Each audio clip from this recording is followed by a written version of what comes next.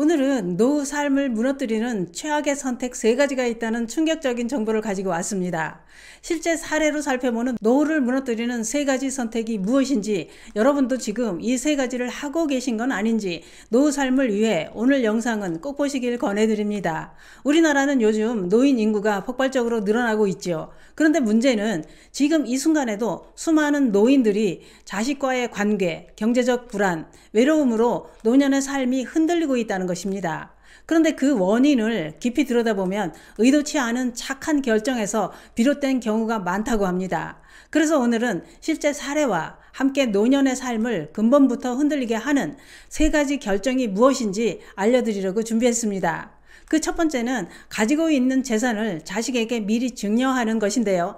노년에 가장 중요한 자산은 건강한 인간관계가 아니라 경제적 자립이라고 합니다. 하지만 많은 부모들은 내가 건강할 때 있는 재산을 미리 증여하자, 또는 어차피 줄 건데 자식이 필요로 할 때 줘야지, 이런 이유로 집과 예금을 조기에 넘겨주는 경우가 많다는 겁니다. 문제는 많든 적든 재산 조기 이전은 소유권 상실과 함께 주거 결정권과 생활 안정성도 함께 상실하게 된다는 것입니다.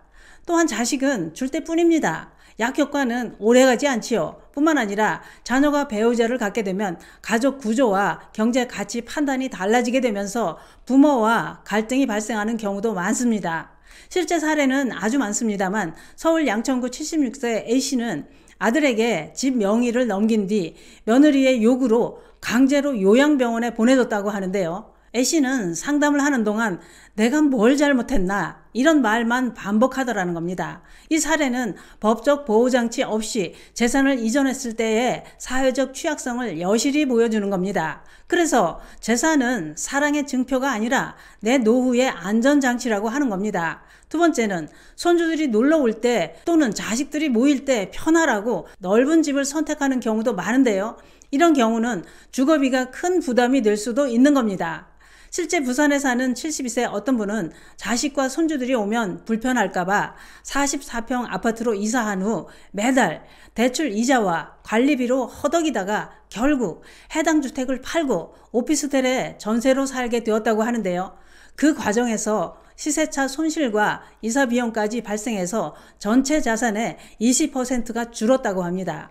집은 가족의 기대보다 자신의 수명과 생활 패턴에 맞춰서 살아야 합니다. 세 번째는 퇴직 후에도 여전히 나를 위한 삶이 아닌 누군가를 위해 헌신하고 계신 건 아니신가요? 그 시간이 반복될수록 내가 원하는 삶은 멀어진다고 합니다. 왜냐? 노년기에 사회적 고립은 우울증과 직결되기 때문이라고 했는데요. 특히 여성 노인의 경우 손주 양육으로 인해 온몸이 골병드는 것은 물론이고 장기적으로는 인지기능 저하로 연결될 수 있다는 겁니다. 실제 사례입니다. 대구의 68세 어떤 분은 손주를 돌보다가 요추 디스크가 악화돼서 결국 수술까지 받았다고 하는데요. 하지만 자녀는 엄마가 원해서 한 일 아니냐, 이런 식으로 나오더라는 겁니다. 이분은 얼마나 서운하고 괘씸했던지 그 충격으로 정신과 상담까지 받게 되었다는 겁니다. 그래서 애바증공은 없다고 하는 것 같습니다. 아이를 키우는 데는 마을이 필요하고 나를 지키는 데는 나를 아끼는 선택이 필요하다는 것 꼭 기억하시기 바랍니다. 노년에는 내가 우선이 되어야 합니다. 그게 그런 것 같습니다. 노년은 준비가 아니라 선택의 연속이기도 합니다. 중요한 것은 그 선택의 기준은 내가 나를 소중히 여기는가에서 시작되어야 합니다. 여러분도 지금 있는 재산을 미리 넘겨줄 마음이 있는지, 자식들과 손주를 위해 넓은 집에서 주거비 부담에 허덕이고 계신 건 아닌지, 손주 돌보느라 온몸이 골병 들고 있는 건 아닌지, 이 3가지 중 한 가지라도 하고 계신 건 아니신가요?